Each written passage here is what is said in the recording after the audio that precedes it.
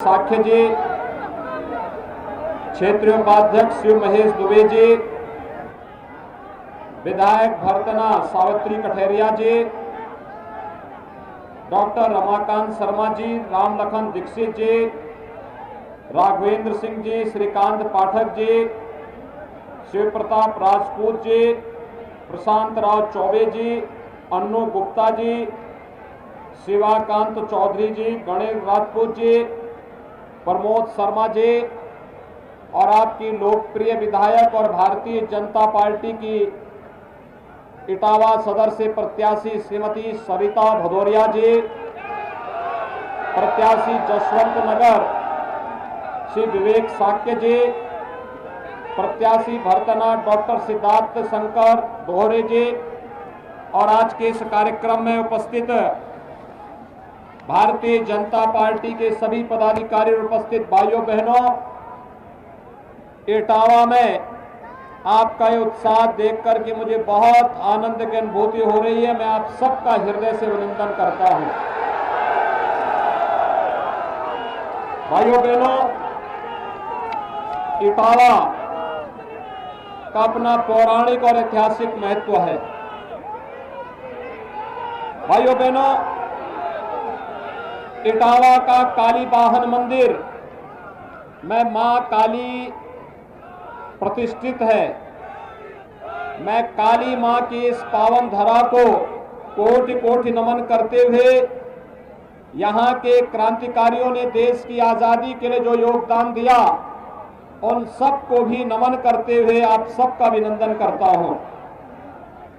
भाइयों बहनों, इटावा को एक बार फिर से उसका गौरव प्रदान करने के लिए भारतीय जनता पार्टी की डबल इंजन की सरकार लगातार कार्य कर रही है और उसी श्रृंखला का परिणाम है कि यहां पर जब रामशंकर जी ने, सरिता भदौरिया जी ने और यहां पर सावित्री कठेरिया और इन सभी हमारे जनप्रतिनिधियों ने जब प्रयास किया, आज हम लोग यहां पे पंचनद की परियोजना को भी साकार रूप प्रदान करने के सामने आगे बढ़ रहे हैं।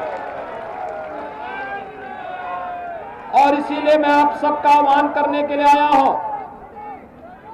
कि भाइयों बहनों, कोरोना कालखंड में भी मैं इस क्षेत्र में आया था और 5 इन क्षेत्रों में आकर के मैंने उस समय आपके इस क्षेत्र का दौरा किया था जब कोरोना महामारी से तमाम लोग परेशान थे।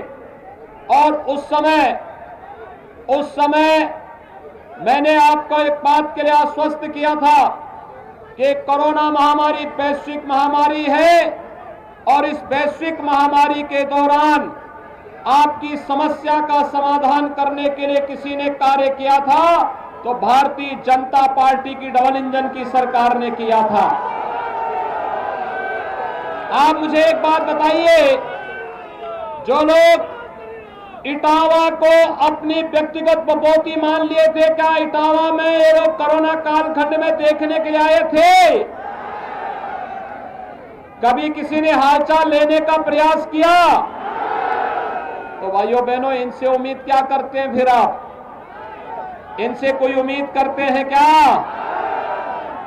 देखिए, ये लोग केवल इटावा के नाम पर 5 साल पहले क्या स्थिति थी आपको कुछ जानकारी है ना? भाइयों बहनों, 5 साल पहले बेटियां सुरक्षित नहीं थी, व्यापारी सुरक्षित नहीं था, सरेआम बमबाजी होती थी, गुंडा टैक्स वसूली होता था, अराजकता चरम पर थी और केवल एक खानदान की ही सब कुछ बपौती बन करके रह गई थी। जिस जमीन और जिस संपत्ति की उन्होंने इशारा किया, शाम को उस गरीब को वहां से उजाड़ करके और उस संपत्ति को अपना बनाने का ये लोग कुत्सित प्रयास करते थे। भाइयों बहनों, इसीलिए हमारी सरकार ने आने के बाद सबसे पहले बेटियों की रक्षा के लिए एंटी रोमियो स्क्वाड का गठन किया और फिर हमारी सरकार ने आने के बाद एंटी भूमाफिया टास्क फोर्स भी बनाया है।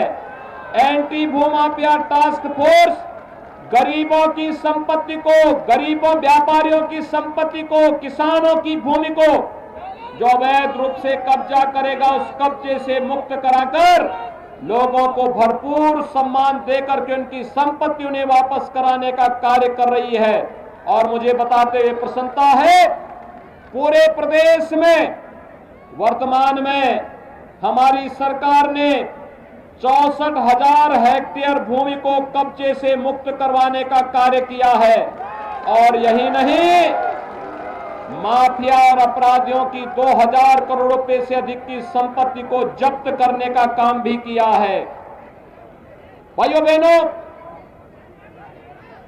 वर्तमान में पूरी दुनिया इस सदी की सबसे बड़ी महामारी का सामना कर रहा है। कोरोना महामारी इस सदी की सबसे बड़ी महामारी है। दुनिया के अंदर लाखों लोगों की मौत हुई है, लेकिन भारत के अंदर यशस्वी प्रधानमंत्री मोदी जी के नेतृत्व में जीवन और जीविका दोनों को बचाने का उत्तम कार्य हुआ है।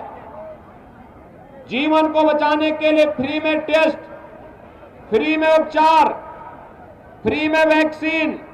कितने लोगों ने वैक्सीन ले ली है? यहां पे वैक्सीन लेने वाले इटावा में भी 70% लोग हैं। अभिनंदन आपका। लेकिन भाइयों बहनों, जो लोग वैक्सीन के बारे में दुष्प्रचार कर रहे थे उनका क्या होगा? ये वैक्सीन ने कोरोना से बचाया है ना? तो फिर जो आपके संकट का साथी है वह आपका सच्चा साथी है, शेष तो अवसरवादी है। और इसलिए मेरी आप सबसे अपील है, ये समाजवादी पार्टी के लोग, ये वंशवादी लोग उस समय एक बात कहते थे, ये कोरोना वैक्सीन नहीं, ये मोदी वैक्सीन है, भाजपा वैक्सीन है, इसको नहीं लेंगे। आज उनको बताने की आवश्यकता, ये मोदी वैक्सीन और बीजेपी की वैक्सीन ने ही जान बचाया है, इसलिए वोट भी बीजेपी को ही पड़ेगा। क्या बोलेंगे? वोट भी बीजेपी को बोलेंगे। सभी लोग सहमत हैं? भाइयों बहनों, एक बात और मैं बताता हूं। भाइयों बहनों, इससे पहले जब भी महामारी आती थी, बीमारी से के साथ साथ ज्यादा मौतें होती थी भूख से। आप देख रहे होंगे, डबल इंजन की सरकार है, महीने में 2 बार राशन मिल रहा है ना? मिल रहा है ना? हर गरीब को बताएंगे ना? जब सिपाही खानदान यहां पे शासन करता था तब भी राशन मिलता था क्या? तब तो इन्हीं के लिए, पेट के लिए पूरा नहीं होता था, पूरा प्रदेश खा जाते थे। तब भी ऐसे ही करते थे, नौजवानों को नौकरी नहीं मिलती थी, किसानों का ऋण माफ नहीं होता था। और भाइयों बहनों, बेटियां सुरक्षित नहीं थी, व्यापारियों के ऊपर बमबाजी होती थी। अब तो प्रदेश के अंदर कर्फ्यू नहीं लगता है, अब तो कांवड़ यात्रा निकलती है, धूम धड़ाके के साथ कांवड़ यात्रा। और भाइयों बहनों, यही नहीं, अब कांवड़ यात्रा के साथ साथ पहले 2017 के पहले व्यापारियों पर, किसानों पर बमबाजी होती थी, अब तो कांवड़ यात्री निकलता है, हर हर बम बम का नारा लगाते हुए निकलता है। बम मारने वाले चले गए अब दूसरे लोग की यात्रा में। आज प्रदेश में अपराध नहीं, बेटियां सुरक्षित हैं। कोरोना भी प्रदेश के अंदर कर्फ्यू नहीं लगा पा रहा है, क्योंकि सरकार आपके साथ खड़ी है। भाइयों बहनों, मैंने कोरोना कालखंड में 2 बार इटावा का दौरा किया था और मैं धन्यवाद दूंगा, उस समय भी आपके सांसद रामशंकर कठेरिया जी और आपकी विधायक यहां पर श्रीमती सरिता भदौरिया जी पूरी मजबूती के साथ जनता की जान को बचाने के लिए पूरी ताकत लगाए थे। उनके साथ उस समय विधायक भर्तना सावित्री कठेरिया भी बेचारी मेहनत कर रही थी। पूरी मेहनत के साथ उन्होंने जनता जनार्दन की सेवा की और जनता जनार्दन की सेवा करने के साथ अपनी जनता को फ्री में उस समय वैक्सीन दिलाना, फ्री में उपचार कराना, कैंटीन चलाने का काम भी इन्होंने किया था। पहली विधायक थी जो फ्री में जनता के लिए कैंटीन चला रही थी। और तब मैंने प्रदेश के अन्य विधायकों से भी कहा था कि जैसे इटावा में वहां की विधायक सरिता भदौरिया कैंटीन चला रही गरीबों के लिए, वैसे ही आप भी चलाइए। और पूरे प्रदेश के अंदर भारतीय जनता पार्टी के विधायक कैंटीन चला रहे थे। भाइयों बहनों, विधायक हो तो ऐसा हो जो दिन रात कार्य कर सके, वीरांगना की तरह आपके लिए लड़ सके, आपके हितों के लिए कार्य कर सके। आप पे संकट आता है, मुझे बताइए, संकट आता है, ये चाचा भतीजे कहीं दिखाई देते हैं क्या? संकट आता है तो ये सिपाही खानदान जो महाभारत के सभी रिश्तों को पाला हुआ है, क्या कहीं दिखाई देता है क्या? इनका तो नारा है कि सबका साथ, लेकिन सिपाही खानदान का ही विकास, बाकी उसके बाहर किसी का विकास नहीं करते।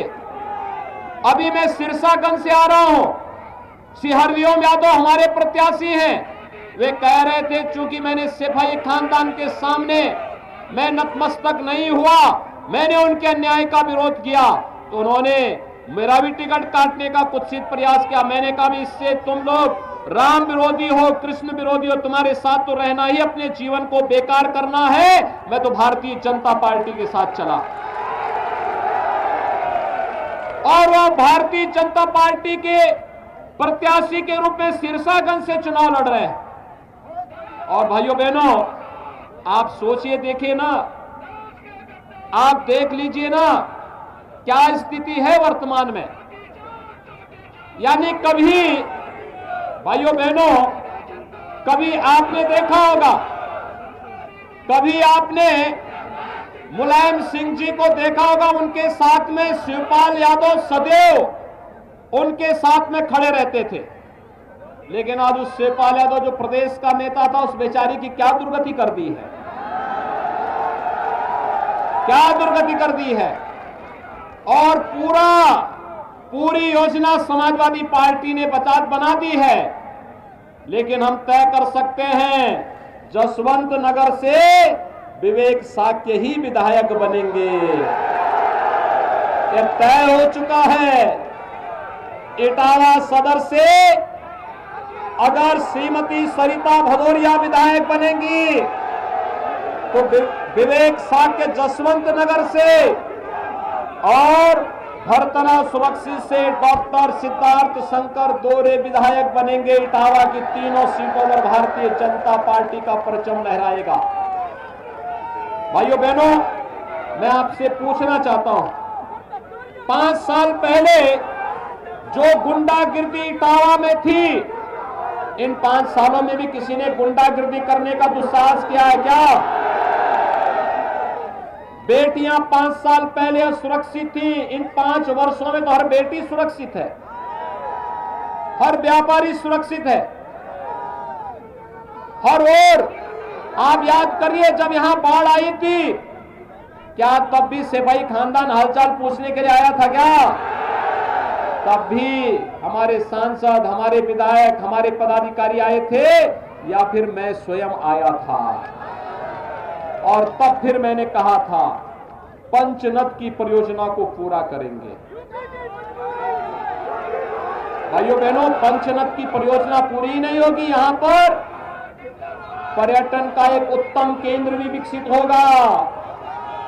जहां पहले भय और दहशत होता था, वहां पर लाखों पर्यटक आएंगे, यहां के हजारों नौजवानों को रोजगार और नौकरी मिलेगी और साथ साथ खेत के लिए पानी मिलेगा और पीने के लिए भी शुद्ध पेयजल हर घर नल के रूप में आपके घर घर पानी जाएगा। ये काम तो समाजवादी पार्टी भी कर सकती थी, लेकिन भाइयों बहनों, इनके पास विकास का एजेंडा नहीं था, ये विकास नहीं कराना चाहते थे। मैं थोड़ा आपको बताऊं कि आपके यहां किस रूप में इन्होंने शोषण किया था। भाइयों बहनों, आज इटावा को हम बुंदेलखंड एक्सप्रेसवे के साथ भी जोड़ रहे हैं।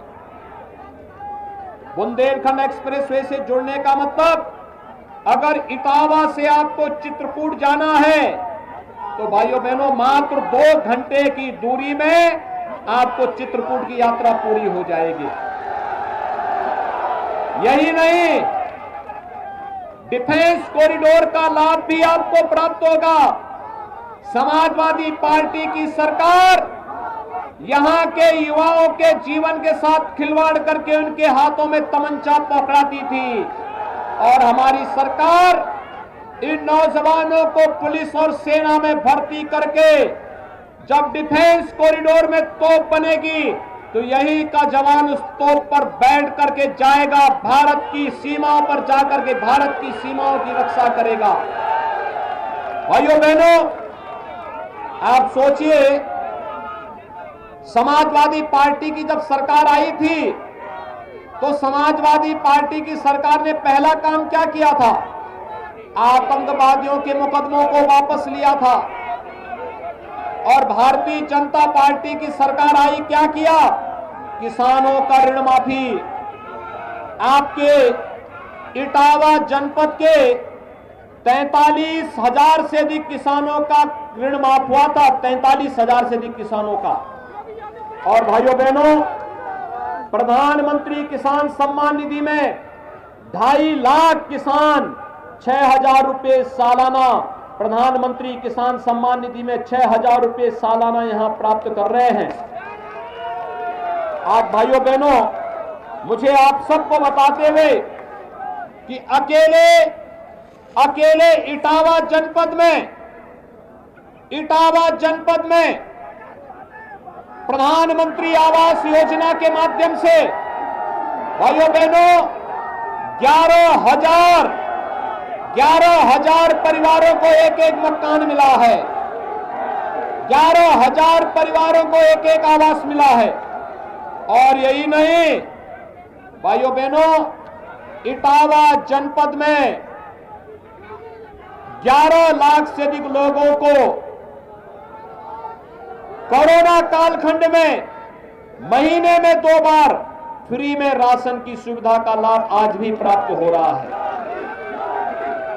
हम तो इटावा जनपद के हर नौजवान को स्मार्टफोन और टैबलेट दे रहे हैं। भाइयों बहनों, 200 से अधिक नौजवानों को हम यहां दे चुके हैं। हमने तय किया है प्रदेश के 1 करोड़ यूथ को टैबलेट और स्मार्टफोन उपलब्ध करा